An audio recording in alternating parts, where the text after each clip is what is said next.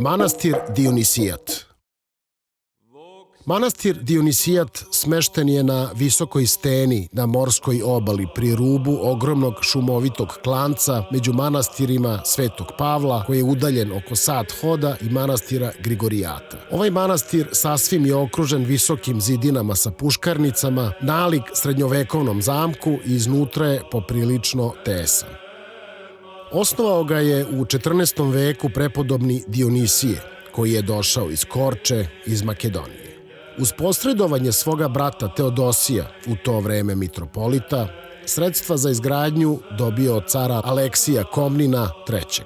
Car Aleksije nije odbio da pomogne monahu i manastir je podignut.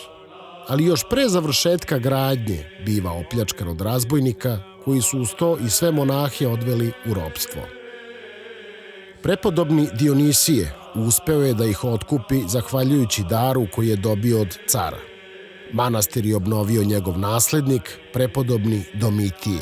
Saborna crkva manastira Dionisijata je iz 16. veka i posvećena je roždestvu Svetog Preteče i Krstitelja Gospodnjeg Jovana. To je i naročito poštovan praznik ovog grčkog manastira. Hram je veličanstven, a njegovi zidovi oslikani freskama iz 16. veka, delom Teofana Kritskog. Iz tog vremena je i visoka manastirska kula. Osim saborne crkve, postoji još i 11 paraklisa. Ovaj grčki manastir je prešao na opšte žiće 1805. godine.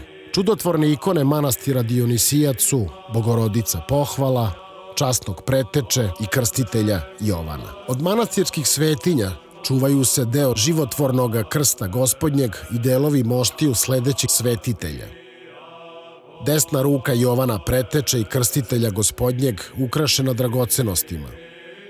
Desna ruka Svetog Jovana Milostivog, Svetog Jovana Molčalnika, episkopa Kolonijskog, sveštenomučenika Vasilija, Modesta, patrijarha Jerusalimskog i sveštenomučenika Antipe, svetog apostola i evangeliste Luke, a takođe i Miro, svetog velikomučenika Dimitrija Solunskog i verige svetog apostola Petra.